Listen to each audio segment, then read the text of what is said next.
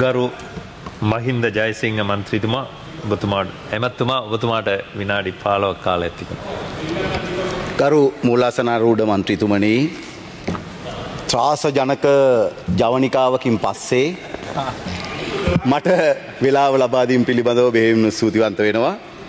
අපි දැක්ක දැන් අද ආරක්ෂක අමාත්‍යාංශයේත් ඒ වගේම මහජන ආරක්ෂක අමාත්‍යාංශයේත් මේ වැය ශීර්ෂයේ දවසේ විපක්ෂ පැත්තෙන් සෑහෙන ගෝරනාඩු ටිකක් මේ සභාව තුල කරනවා. දැන් මේ ගෝරනාඩු කරපු අය කවුද? මේ ගෝරනාඩු කරපු අය කවුද? විශේෂයෙන්ම අපි දැක්කා පහුගිය කාලයක් තිස්සේ දැන් මේ කන්ටේනර් වලට මුවා වෙලා හිටියා. ඒ වගේම දැන් අද දවස තුලත් ඊයේ දවස තුලත් දැන් අපි බුදුරජාණන් වහන්සේට බුදු පිළිමෙට මුවා වෙලා තිබෙනවා. හැබැයි අපි එකක් කියනවා, බුදු පිළිමෙට මුවා වෙලා කන්ටේනර් වලට මුවා වෙලා ඕගොල්ලන්ගේ වංචා දූෂණ හොරකම් මරකම් අපරාධ වහගන්න බෑ. ඒ විතරක් නෙමෙයි, අර වතු සේවකින්ට රුපියල් 200ක් දෙන්න විරුද්ධව වැඩ කරපු ඒක වහගන්නත් බෑ. කොලේ ඉරාගෙන ඇඟේ හලාගෙන. ඒ විතරක් නෙමෙයි, දැන් අර මට මතක් වෙනවා ගලේ පහරපු බලලුන් ගැන කතාව. මාධ්‍ය ප්‍රකාශක තෙමේ දැන් චැලෙන්ජ් කරනවා. මේ කවුද මේ අසූචි වලක බැහැගෙන අපිට චැලෙන්ජ් කරනවා. අසූචි වලක බැහැගෙන අපිට චැලෙන්ජ් කරනවා. ඉතින් අපි කියන්න ඕනේ ඒගොල්ලන්ට, ඉතින් හැමදාම මේවට මුවා වෙලා ඉන්න බෑ. මේ රටේ ජනතාව ඇත්ත සත්‍ය දන්නවා. ඒ විතරක් නෙමෙයි මම දැක්ක දැන් කියන අර මදරාසිද මොකද චිත්‍රපටිය බලන්න කියලා. ඕගොල්ලෝ අවුරුදු 70ක් තිස්සේ මේ රටේ රඟ දක්වපු චිත්‍රපටිය ගැන රටේ ජනතාව දන්නවා. ඒ නිසා තමයි පසුගිය අවුරුද්දේ සැප්තැම්බර් මාසේ 21 පක්ෂ දෙකම කුජීත කරලා එකට තියලා පරද්දලා මාලිමාවේ අපිව ජයග්‍රහණ කළේ. ඒ නිසා ඔය චිත්‍රපටි ගැන කියන්න ඉන්න එපා. අපිත් හොඳට චිත්‍රපටි රස විඳින්නත් දන්නවා, නාට්‍ය රස විඳින්නත් දන්නවා, ගීත රස විඳින්නත් දන්නවා. කලාව ගැන අපි දේශපාලන ව්‍යාපාරයක් ලෙස ඉතාමත් හොඳින් සංවේදී මිනිස්සු. ඒ විතරක් නෙමෙයි, දැන් කවුද මේ අපිට උපදෙස් දෙන්නේ? කවුද? පොලිසිය ගැන උපදෙස් දෙන්න හිටියානම් හොඳයි. හැමදාම කතා කරලා පැනලා දුවනවා නාමල් රාජපක්ෂ. මට මතක විදිහට CD වික්‍රමරත්න පොලිස්පති කාලේ 182ක් පොලිස් ස්ථානාධිපතිවරුන්ගෙන් 180ක් දේශපාලන වමනාවට පොලිසියට පත් කරපු මහත්තුරු නේද? මාදුගොඩ. ඔයා සද්දලා තින්න මොකද ඔයා අහිංසකයිනේ. හරි? ඒ නිසා එහෙම කරපු අය තමයි අද අපිට අවිල උපදෙස් දෙන්නේ මේ පත් කිරීම ගැන. මම ඒ ගැන වෙනම කියන්නම්. ඒ විතරක් නෙමෙයි, දැන් අර කලින් කිව්වා මේ മന്ത്രിවරු මං උත්තර දීගෙන යන්න ඕන කීපයක් තියෙනවා. සල්ලි වලට ගත්තලු කියලා තුච්ච විදියට. මොකද්ද වෙලා තියෙන්නේ? මං ඔයාලා බැලුවා මේ කතාවට කලින් මොකද වෙලා තියෙන්නේ. මේ වෙනකොට මේ රටේ ප්‍රාදේශ සභාවල ඊටාම නිහීන කුමන්ත්‍රණයක් දියත් කරමින් තිබෙනවා විපක්ෂයේ සුන්බුන් විපක්ෂයකට වෙලා. මොකද්ද කරන්නේ? අපි ඊටාම පැහැදිලිව ලබන වසර තමයි අපේ පළමු අයවැය ඉදිරිපත් වන වසර. මේ පළාත් පාලන ආයතනවල ඒ පළාත් පාලන ආයතන ගොඩනැගීම ඉලක්ක කරගෙන ඉතාමත් හොඳ සංවර්ධන සැලසුම් දියත් කරමින් ඒ ප්‍රදේශවල සංවර්ධන වැඩි කරගෙන යමින් තිබෙනවා. හැබැයි දැන් මොකද කරන්නේ? සුන්බුන් විපක්ෂ එකතු වෙලා අයවැය පරද්දනවා. මේ මොකද්ද මේ විරුද්ධ වෙන්නේ කාටද? ඒ ප්‍රදේශවල ජනතාවට. පළාත් පාලන ආයතන මෙතෙක්කල් වංචා දූෂණ වලින් පිරීලා තිබුණා. ඒකෙන් මුදවගෙන අපි ඒ ආයතන නිවැරදි දිශාවට මෙහෙවනකොට අද ඒකට විරුද්ධයි. බොහොම හොඳයි. විරුද්ධ වෙන්න. බොහොම හොඳයි විරුද්ධ වෙන්න. අපි යමු ඡන්දයකට. අපි යමු එහෙමනම් පළාත් පාලන ඡන්දයකට ඒ ආයතනවල. අපි බලාගමු එතකොට මොකද වෙන්නේ කියලා. ඒ විතරක් නෙමෙයි, දැන් මට කියන්න ඕනකම තිබෙනවා. දැන් මේගොල්ලෝ බුදු පිළිම වලට මුවා වෙනකොට අන්න මම දැක්ක මේ සභාවේ රැඳිලා ඉද්දි අද ප්‍රවෘත්තියක්. මොකද්ද? අපේ හදවතට දැනුණු ප්‍රවෘත්තියක්. අපේ ශ්‍රී ලංකන් ටීම් එකට ලෙග් ස්පිනර් කෙනෙක් වෙච්ච විජයකාන්ත් ව්‍යාස්කාන්ත් කියන අර අපේ දමිළ ජාතික සහෝදරයා අද අපේ ක්‍රිකට් ටීම් එකට තෝරාගෙන තිබෙනවා. ඔහු ඒ ස්කොඩ් එකට කැඳවලා තිබෙනවා. මේගොල්ලෝ ජාතිවාදීන් තවදුරටත් රට හදන්න යනවා. ජාතිවාදීන් තවදුරටත් රට ඉස්සරහට යනවා. ඒ වගේම කිව්වා ජාතික ආරක්ෂාවට තර්ජන වෙලාලු. මං හිතන්නේ මේක කියවලා නැහැ අයවැය. කොහොමද මේ විපක්ෂයේ ගොඩක් අය අයවැය කියවලා නැහැ. අයවැය නුකියවිලා තමන්ගේ දේශපාලන වුණාට එක ජාති දොඩවනවා. දැන් මේ තිබෙනවා ආරක්ෂක අමාත්‍යාංශය සඳහා වෙන් කරපු රුපියල් බිලියන 407ක්. රුපියල් බිලියන 407ක් වෙන් කරලා තිබෙනවා.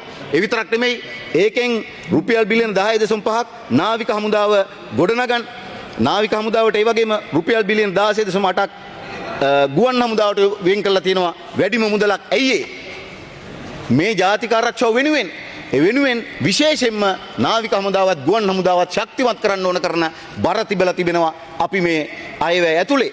ඒ විතරක් නෙමෙයි. දැන් කවුද මේ අපිට උපදෙස් දෙන මහත්තුරු ටික? එක්කෝ අර අල්ලස් එකට කැඳවනකොට ණයාදෂ්ට කරපු අය. අනික වාහන එකලස් කරලා පොලිසියෙන් හොයන්න ගෙදරට යනකොට පාර්ලිමේන්තුවෙන්නෙත් නැතුව කට්ටි පැනපු අය. ඒගොල්ලෝ තමයි දැන් මේ අපිට උපදෙස් දෙන්නේ. එහෙම නැත්නම් මහ බැංකු වංචාවට සම්බන්ධ වෙලා ඇත්තද නැත්තද කියලා පොත් ලියපු අය. එහෙම නැත්නම් මහ බැංකු වංචාවේ perpetual treasuries like කෝල් 64ක් එහා පැත්තේ ඉන්නවා. ඒක മന്ത്രി කෙනෙක් මම මේ නම් කියන්න තු යන්නේ නම් කියපුවගෙන් ඇවිල්ලා අපේ කාලේ කනවා. අපේ පාර්ලිමේන්තුවේ අපේ කාලේ විතරක් නෙමෙයි රටේ ජනතාවගේ බදු මුදලෙන් දුවන මේ පාර්ලිමේන්තුවේ කාලෙත් කනවා. ඒ නිසා නම් කියන්නේ නේද? එක්කෙනෙක් කියන කෝල් 64යි. මොකෝ I love you කියන කෝල් දුන්නයි perpetual treasuries එකේ අර්ජුන් අලෝසියස් එක්ක මගේ දිස්ත්‍රික්ක മന്ത്രി කෙනෙක්. හරිද? එහෙම අය තමයි දැන් මේ ඇවිල්ලා අපිට මේ ආරක්ෂක අමාත්‍යාංශ මහජන ආරක්ෂක වැය ශීර්ෂ වෙලාවේ කටයුතු කරන තව එක්කෙනෙක් ඉන්නවා. එයා කවුද? එයා කවුද? ලංකා පුත්‍ර බැංකුවෙන් ණය අරගෙන රුපියල් ලක්ෂ 467යි 5841ක් සමාවෙන්. ඔව් ලක්ෂ 467යි 58412ක් පොළු තියපු කෙනා. පොළු තියලා අද කුලියාපිටිය උසාවියේ නඩුවක් තියෙනවා. නඩු අංකෙත් ඕනනම් කියන්න පුළුවන්. නඩුවක් තිබෙනවා. ඒගොල්ලෝ තමයි අද ඇවිල්ලා අපිට මේ උපදෙස් දෙන්නේ මේ ආරක්ෂක එහෙම නැත්නම් මහජන ආරක්ෂක වැය ශීර්ෂ දවස්වල අපි කටයුතු කරන්න ඕන විදිය අපිට කවුරුත් උපදෙස් දෙන්න ඕනේ නැහැ. අපි ඊටාම නිවැරදිව මෙතෙක් බිඳවට්ටලා තිබුණ පොලිසිය මෙතෙක් නන්නත්තර කරලා තිබුණ පොලිසිය වගේම හමුදාව නිවැරදි දිශාවට මෙහෙවමින් අපි මේ රටේ ජාතික ආරක්ෂාවත් ඒ විතරක් නෙමෙයි මහජන ආරක්ෂාව ඇතුළු මේ කටයුතු ටික ඊටාම නිවැරදි ඉටු කරමින් යනවා. විශේෂයෙන්ම අපි කියන්න ඕනකම තිබෙනවා 85000කට අධික පොලිසිය ඒ වගේම 6343ක් වෙච්ච සිවිල් නිලධාරීන් මේ සියලු දෙනා වෙනුවෙන් අපි ඊටමත් නිවැරදි ලෙස මේ පොලිස් දෙපාර්තමේන්තුව නිවැරදි ලෙස මෙහෙයමින් තිබෙනවා. ඇයි අපි දන්නවා මේ රටේ මහජන සාමය ඒ වගේම යහපැවැත්ම වෙනුවෙන් අපිට ඔවුන් ඊටම හොඳ වෘත්තිකභාවයේ සහිත පොලිසියක් බවට පත් කරන්න ඕනකම තියෙන වෙනුවෙන් වැඩසටහන් රැසක් අපි දියත් කරලා තිබෙනවා. අපරාධ මර්ධනයට ඒ වගේම අනිවාර්යණය කරන්න මේ දැන් කවුද ජූලම්පිටිය අමරේ පිටිපස්සෙන් තියාගෙන තමන්ගේ ආරක්ෂාවට එහෙම කටයුතු කරපු මහත්තුරු බන්ධනාගාරයට ගිහිල්ලා අමරේ මං එළියට එන්න කියලා පණිවිඩ යවපු තාත්තලගේ පුත්තු අද එනවා අපිට මහජ ආරක්ෂාව ගැන පාඩම් කියා දෙන්න. ඇහුවා කවුද බදාගත්තේ කියලා. කවුරුවත් නෙමෙයි නිමල් ලංසා බදාගත්තේ යා. මම ඒකයි මගේ කතාවේදී කියන්නේ. නිමල් ලංසාව ගිහිල්ලා මද්ද්‍රව්‍යෙක් අහු වෙනකොට මීගමුවේ හෙලිකොප්ටරයෙන් ගිහිල්ලා මහින්ද රාජපක්ෂ දා බදාගත්තා.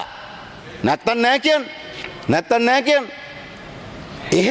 එහෙම කටයුතු කරපු මහතුරු අද එනවා අපිට මද්ද්‍රව්‍ය චෝදනා කරන ඔව් අපිට සම්බන්ධ සමහරු අහු වුණා.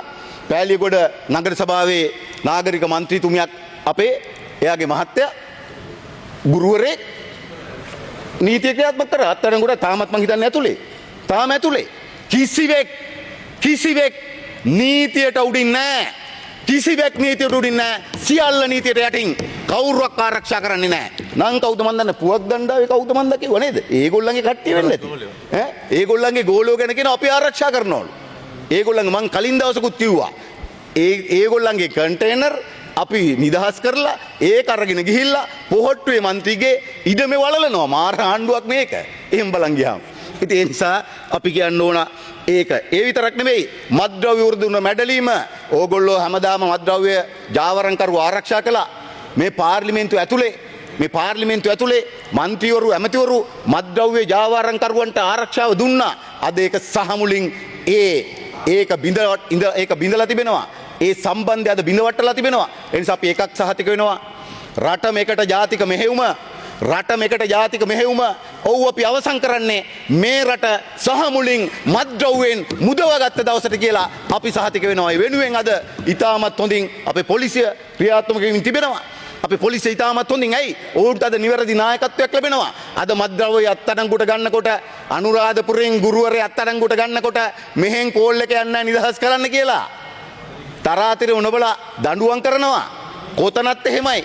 කවුරුනත් එහෙමයි. අද ටොන් ගණන් අහුවෙන්නේ ඉදිරි කතිකෝන්ගේ පැත්තෙන් ඒක අවධාරණය කරයි. ඒ විතරක් නෙමෙයි මේ දූෂණ මර්ධනය වෙනුවෙන් ඒ වගේම රටවහන පාලනය පරිසර ආරක්ෂණය සහ විශේෂ මාපදා කළමනාකරන අවස්ථාවලදී මේ පොලිසිය තාමත් හොඳින් අපිට සහයෝගය ලබා දෙමින් තිබෙනවා. ඒ විතරක් නෙමෙයි මහත්තුරු කතා කරා උසස් වීම ගැන. අද පොලිසියේ 2020 සිට නොදීපු උසස් වීම 4487ක් ලබා දීලා තිබෙනවා. කීපයක් විතරක් කියන්නම් වෙලාව මදි නිසා. කාන්තා නියෝජ්‍ය පොලිස්පතිවරු 4 දෙනෙක් පත් කළා තිබෙනවා, උසස් කළා තිබෙනවා. නියෝජ්‍ය පොලිස්පතිවරු 32ක්, ජ්‍යෙෂ්ඨ නියෝජ්‍ය පොලිස් අධිකාරිවරු 23ක්, ඒ වගේම ජ්‍යෙෂ්ඨ පොලිස්පතිවරු 2ක්, ඒ වගේම ප්‍රධාන පොලිස් පරීක්ෂකවරු 140ක්, ඒ අතරේ කාන්තා සහකාර පොලිස් අධිකාරිවරු 3ක්, ඒ වගේම කාන්තා ප්‍රධාන පොලිස් පරීක්ෂකවරු 9 දෙනෙක්, පොලිස් පරීක්ෂකවරු 634ක්, කාන්තා පොලිස් පරීක්ෂකවරු 71ක්.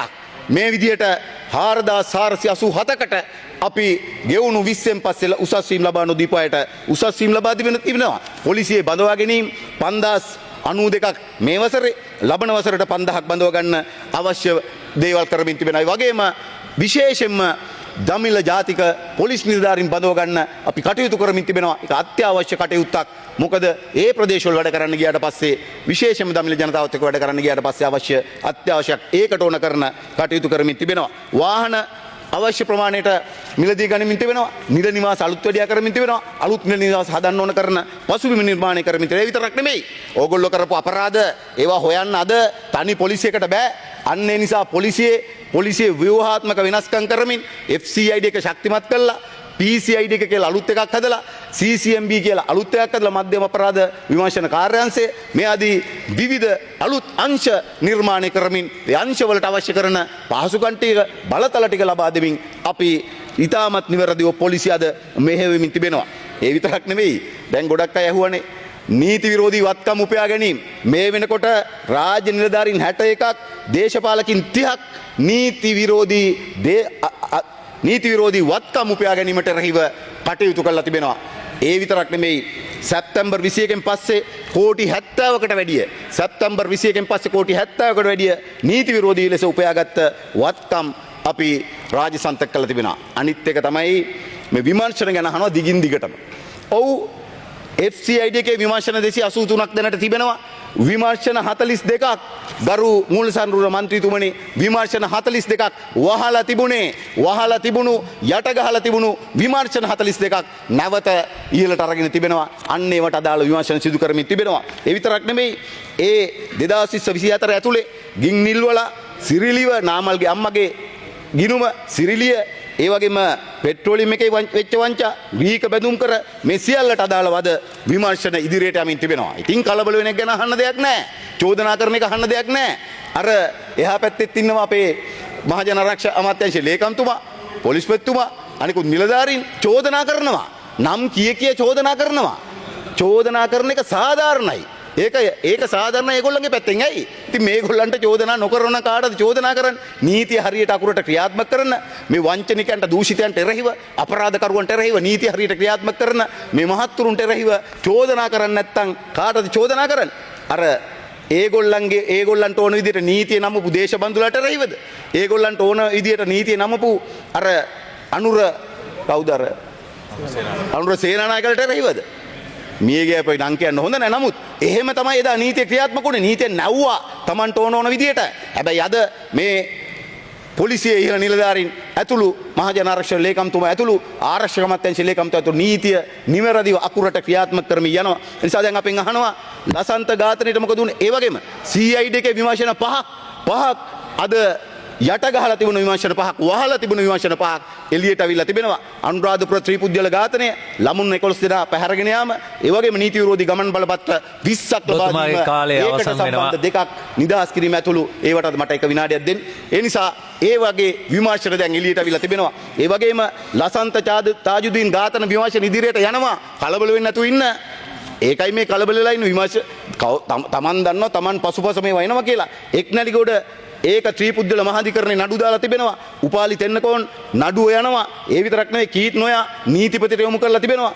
පොලිසියේ විශාල ප්‍රමාණයකට දැන් මේ කටයුතු පහසු කරන්න ඕන කරන විදියට අවශ්‍ය කරන පුහුණුවීම් දේශීය විදේශීය පුහුණුවීම් ලබා දෙමින් තිබෙනවා. පොලිසියෙත් 400කට වැඩි අද විනය ක්‍රියාමාර්ග අරගෙන තිබෙනවා. නිසා ගරු මූලාසනරුඩ මන්ත්‍රීතුමනි අද නිවැරදි ලෙස අපේ ආණ්ඩුව අපේ මහජන ආරක්ෂක අමාත්‍යාංශයත් ඒ වගේම අපේ ආරක්ෂක අමාත්‍යාංශයත් නිවැරදිව මෙරට ජාතික ආරක්ෂාව ඉදිරියට ගෙන යමින් මහජන ආරක්ෂාව තහවුරු කරමින් රට නිවැරදි දිශාවට නීතිය අකුරට ක්‍රියාත්මක කර යනකොට සුන්බුන් විපක්ෂයේ කලබල වෙලා තිබෙනවා. කලබල වෙන හැමෝම දිහා බැලුවොත් එහෙම අපිට පේන්න තිබෙනවා ඒගොල්ලන්ගේ මොනවා හරි ටිකක් තියෙනවා. හැමෝටම මොකක් හරි ප්‍රශ්නයක් තියෙනවා. හැමෝම කුමන හෝ අපරාධයකට වංචාවකට සම්බන්ධ. ඒ නිසා තමයි අද මේ කලබල වෙලා ඉන්නේ. කමක් නැහැ. ඇති තරම් කලබල වෙන්න අපි අපේ වැඩේ හරියට අකුරට තිතට ඉදිරියට කරගෙන රටේ ජනතාව අපේ දෙවුර මත පවරපු පටවපු ඒ වගකීම නිසි ලෙස අපිටු කරනවායි කියන සහතිකය ලබා දෙමින් මම නිදිනවා. බොහොම ස්තුතියි ඔබතුමාට.